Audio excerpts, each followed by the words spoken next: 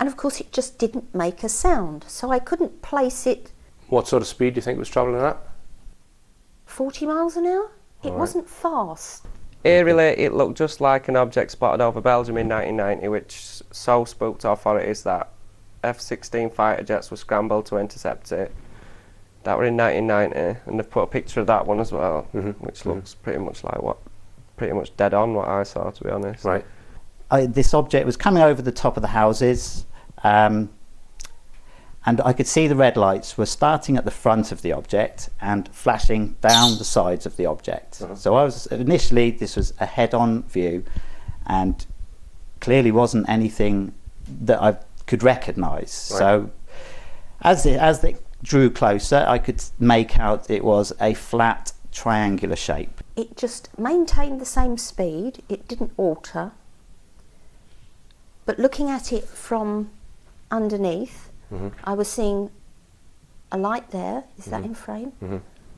A light there and a light there. About 3/4 football pitch. Right. All right. Okay. So is a rough. Pretty big then. Yes, yeah, it was right. pretty big. And what I was seeing was red lights flashing sequentially down the craft from the front to the back, the full length of the object, say about 10 lights. And again, as it started coming closer, I was now more looking side on, and the height of this thing was probably around 500 metres, I'm guessing, so not very high at all, but certainly high enough above the houses. But as the first object came into closer and came side on, a second object identical to the first one appeared underneath it. And I noticed that the sky around the lights started to sort of wobble, in effect, like a rippling effect around the outside of what turned out to be a triangular shaped craft. And once it started to ripple, you could see this object materialising. It was just like Star Trek, like decloaking right in front of our eyes around the lights.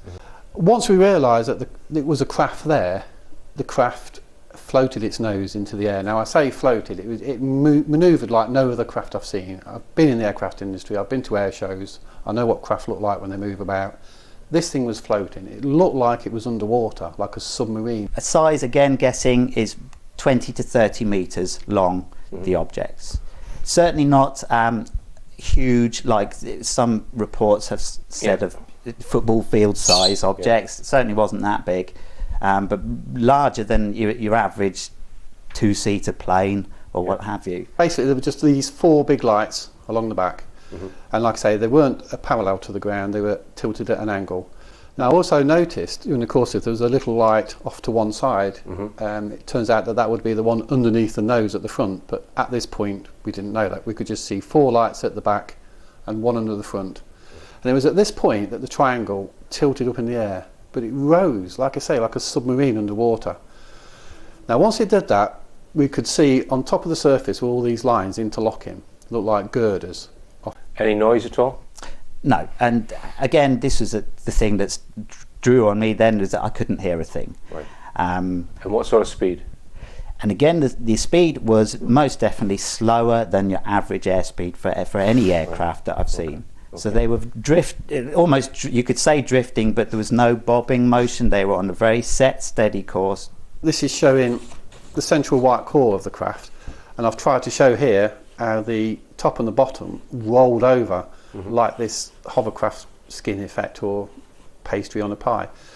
But the thing I remember about this particular view is there was no nuts and bolts, no rivets, no welding.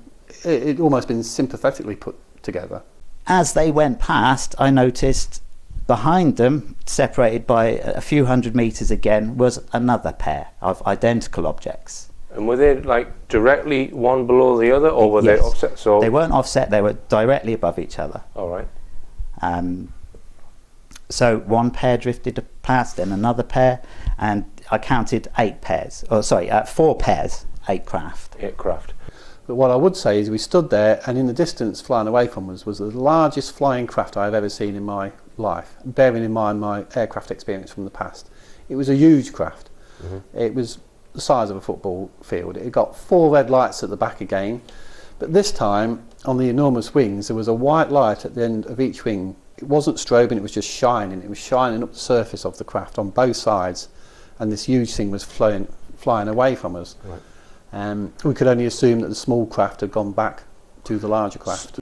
Just before they went out of view, I was getting a slight angle of the back end of the craft. And again, that was just flat, slightly different again, no red lights on the back, but there were two squares of purple light. And again, not a colour that I've ever seen on any aircraft. Right. Very distinctive, bright purple, but of they were dimmer than the red flashing lights. Right. And I can only guess that they were part of the propulsion system. Right. But were they making any noise, or was there any flame or anything? No, there was no flame. No, couldn't see any flame or gas coming out the back. It was just light. Right. And any noise at all? Absolutely none whatsoever. And more importantly, there were no smells. You couldn't smell anything. There was no fuel being burnt from like a conventional engine. Bear in mind, these witnesses are just a sample of over 40 black triangle cases I now have in my database. One very strange aspect which crops up again and again in witness statements is these craft seem to have the ability to appear or disappear in situ. On occasions, witnesses will just see a light, then a triangular craft will seem to materialise around it. This doesn't necessarily mean the material of the craft is being manifested from another dimension. It could be that a field effect around the craft is making the light normally emitted behave differently, therefore making it invisible. I asked some of the witnesses, who do you think these objects belong to? It's possibly military, even though it made itself invisible, you still think they've got that technology? Oh yeah. It's either military or aliens, right, isn't it? And that's it. Right. Why are they flying over between Pontefract and Rotherham? God knows. Yeah. That's the answer. That's the question that I'm addressing. Yeah. Why would they do it? Whether it's a secret, some sort of secret aircraft that's been developed, or it's of some other origin, I don't know. But immediately you think spaceships, aliens. I would personally think it could be something like an aircraft of from some secret human That's craft. Right, yeah. So why would it be sitting there just hovering above the traffic? Well, maybe I tend to think like a moth to a candlelight. Obviously something completely unlike our known military aircraft. So it is an airspace that I know is used by the military. Right. Not commercial aircraft that low. Right. ET or military? Well, I can only guess that it's most likely come from ET, whether it's ET or our military now, or another government's military. Okay. Anybody's guess. That's speculation, isn't it? I mean, some people have said to me, was it perhaps the stealth fighter or the stealth bomber? Well, at that distance, I mean, this thing was only like 100 feet away from us. The stealth fighter, the F-117 weighs, I think it's 3,800 pounds, but it's only got two engines which produce 30,000 pounds of thrust. It hasn't got enough, but if it had 38,000 pounds of thrust, it would have to stand on its end with engines on full blast just to hover. This craft was not doing that. This craft was manoeuvring around with no noise whatsoever, in the most peculiar fashion. Right. So if it was a stealth aircraft, it's using a propulsion system that hasn't been disclosed yet, presumably. That's right, yes. Yeah. My own personal feeling from the whole experience that it's definitely not one of ours. I've never seen anything quite like it. Now, if this is a secret project from the military, what are they doing in the Leicestershire countryside, jumping out on people, driving along in the cars? It just doesn't make sense. Yeah. The craft seemed to be in no panic to get away from us after the event, not prior to it, because it's my first experience of anything paranormal. I have had other experiences. That makes, for me, 100% certain that this is not a man-made object. I decided to compare notes with 3 of the UK's leading UFO researchers. I dare say if you sorted all out the triangular reports, we'd have quite a phenomenal number of sightings of the Black Triangle. And they're in a marked police vehicle, and they see in the area of Northolt, Middlesex, a huge black triangular object, which he describes as the size of 3 football pitches. And I said, well, how do you know it was that big? And he says, because it was over 3 football pitches. Well, he said it was something around that sort of size, almost the size of a football pitch. And basically, it was no noise, huge proportions, low to the ground, as low as 50 feet at one point. And it was just motionless, hanging there, and then seen for a few minutes, and then gone. In most cases, they're either completely silent or sometimes emit a sort of low humming type sound, or sometimes. And the amazing thing is that in the 1990s, they were coming over majestically over the landscape, as if completely impervious of what was happening below them. But they were coming over, moving ever so slow, as you said before, with a light at each corner and the big light in the middle. About 24 police officers across 6 counties had basically tracked 1 or 2 objects. We saw initially what we thought was a very bright spherical light travelling relatively low in the sky. The object was travelling north to south, having come over the sea at Bideford Bay. We stopped and got out of our police car, and as the object approached us from directly in front of us, we realised that this object was connected in some way to 2 duller lights which were travelling behind on each side of the main bright light that was effectively in a triangular formation. It travelled fast and most strangely was completely silent. It was a clear, still night. The object was enormous in dimensions overall and was like nothing we'd ever seen or experienced. Overall dimensions approximately the size of a football pitch. It's amazing how many times people use that. So they saw in the distance 3 sort of orangey red coloured lights in a triangular shape moving in their direction. Now as these lights got closer, they realised it was this black triangular shaped object with these lights attached, appeared to be on the underside at each corner. And they also said at a distance that it was doing this kind of weird wavy type motion. It looked like it was sort of shifting backwards and forwards. Now it's possible that it was some sort of field that was around the object that was causing this distortion, and I've looked into other cases where this same distortion effect has been seen, but there's also many cases where the distortion effect isn't seen, so you know, it's possible some kind of flight mode that they enter where it looks like this. Now this craft continued to get closer to them, and it actually came down in the road and hovered about 10 foot. It was within 40 feet of them, so it was very close. And it hovered about 10 foot off the ground, and they didn't really know what to do. They stood there staring at it. As I mentioned earlier, the question of who do these craft belong to is not necessarily the best question to ask. There is another much more important question I suggest we need to answer first, and if we answer it, we might find out who they do belong to. The question is this: whereabouts do these craft exist when they are not on display in the sky? You know, there is a number of cases where the military has tried to intercept these objects, so clearly they are interested in them. Right. Why would they want to intercept something if they knew what it was? Sometimes they've shown very unusual characteristics, such as cloaking, sort of materialising or dematerialising, sometimes in a clear sky. Main argument really against them being military would be just the advanced characteristics sometimes displayed. Where they go in, what they're doing, where they're stored. Well, I suppose if you thought it was man that would created them, then they would probably be in a hangar somewhere. But I don't believe that, and I do think that they're ET, and I just think that's another aspect of ET. But I'm trying to steer you towards when they're not on display. Where are they? Do you think there are bases? Well, I think there probably are bases around the world. ET bases? Yeah, I think there probably are, because there's still very remote areas. I think the sea is there's been so many sightings of underwater objects. I've had some cases where they've seen UFOs come up out of and enter the sea. Right. Which have been interesting, not flying triangle cases. If these triangles have got that kind of technology, then maybe they're flying around and we just don't see them, and then they decloak, for want of a better phrase, and they're there. If we're being visited by extraterrestrials, which I believe that we are, I believe that there's numerous species visiting the Earth, and I believe they've been here a long time and will continue to be here for a long time. I believe that there's some sort of ongoing program that they're working on with the human race, and they're possibly developing us. Now, it stands to reason that they would have to be somewhere. They're unlikely to just be flying around all the time. So therefore, I'd certainly look into there being a number of bases, possibly here on the planet, maybe up on the moon, that they would use to house these craft. Right. if we consider undersea or underground bases, you wouldn't be able to pinpoint any areas that you think are more likely than others.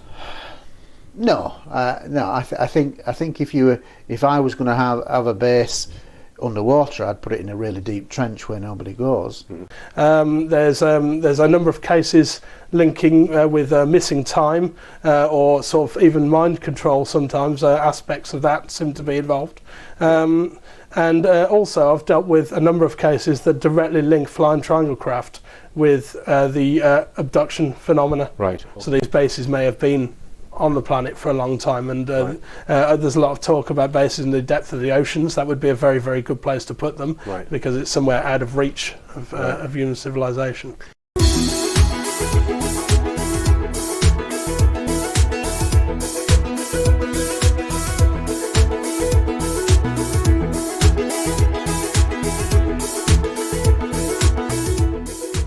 I wondered if plotting all the triangle cases on a map of the UK might give a clue to their origin or indeed their storage location. There does seem to be a significant number in the West Yorkshire and Lancashire region. This region contains large unpopulated areas, has very steep hills, and is also home to the famous UFO hotspot known as Todmorden. Although none of my triangle cases were specifically over Todmorden, I decided to research online news articles and other UFO websites to gather recent black triangle cases in and around the town of Todmorden. I plotted the sightings on a map. All the activity on this map took place recently, between 2010 and 2012. The red arrows indicate where black triangles have been seen moving, and the arrow indicates the direction. The red triangles show where triangular craft have been seen hovering. A total of 9 separate black triangles have been spotted around Todmorden over the last 2 years, and that's just cases that have been reported.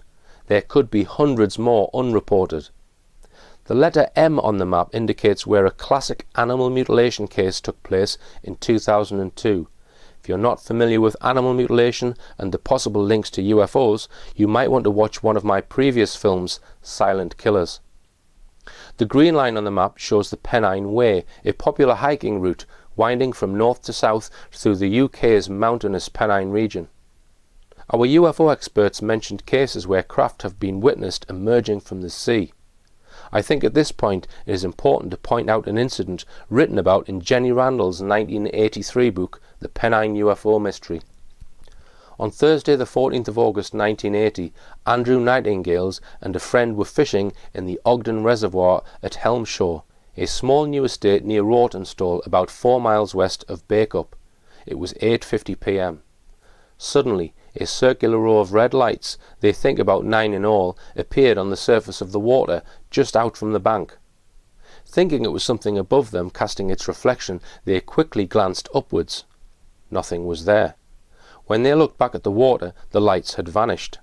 However, within moments they reappeared, pulsing this time. It was quite clear now that they were watching a large circular object underneath the surface of the reservoir. Naturally, they began to panic and fled from the water's edge, dropping behind their expensive fishing tackle at the mercy of any passers-by. As one of them put it afterwards, "There is no way I would go back there until it was daylight." The Todmorden area is littered with reservoirs, some of them on the tops of hills. To the north of Todmorden is a vast expanse of land where there are no roads nor easy access to the land for many square miles. It is one of the largest unpopulated areas in the UK with a barren mountainous terrain. It's also worth pointing out that the Menwith Hill eavesdropping facility is just 25 miles to the northeast of this area. The Lancashire-West Yorkshire border is very central to the UK as a whole. It contains some very remote landscape and is surrounded by extremely steep hills. Could the triangles be returning to this area and be using it as a base to access some of the other areas where triangles are commonly seen, such as Stafford, Lincolnshire, Derbyshire, East Yorkshire and further afield? Another important thing to note here, there is not a single piece of witness testimony of a silent black triangle landing at a UK military base. If they are returning to a base, they are not returning to known military bases. If I was asked to speculate, I would guess there might be a facility under the land or inside a hill somewhere in the Todmorden area, which is possibly accessed via a water feature such as a lake or reservoir. It's even less easy with the information available to speculate who might be in charge of such a facility, other than whoever is flying the craft. And with that little revelation, let's ask if anyone has managed to film one of these triangles. Photographs are available of the Belgian flying triangles, but video footage of UK flying triangles is sketchy. This footage, kindly provided by researcher John Hansen, certainly isn't 100% conclusive of anything, but it is interesting. The footage filmed in Neath in South Wales shows a triangle of 3 lights which remained stationary for at least 20 minutes, hovering over a property at 3:30 in the morning. There are no street lights or any other conventional reason as to why these lights should have been there. The witness who was shooting the film stated that he wishes he had stayed to film the lights for longer, but for some inexplicable reason went to bed after they hadn't moved for 20 minutes. This footage was broadcast on news channel Russia Today, brought to my attention by John Barry. It shows a triangular light formation over the war-torn area of Palestine. If this is a solid object, could it be exhibiting the cloaking abilities mentioned earlier? Is somebody monitoring the hostilities from the comfort of their advanced craft?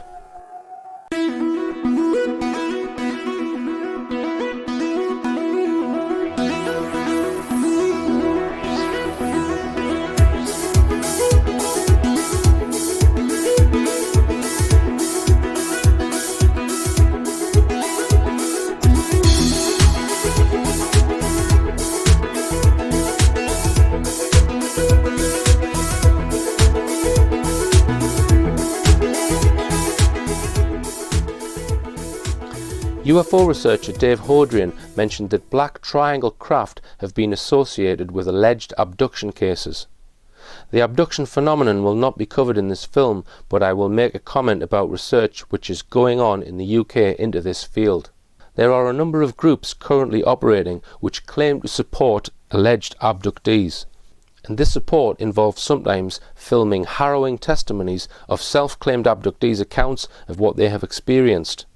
In my opinion, the best way to support individuals making such claims is to devise methods which will produce new evidence to either confirm or disprove what they are saying.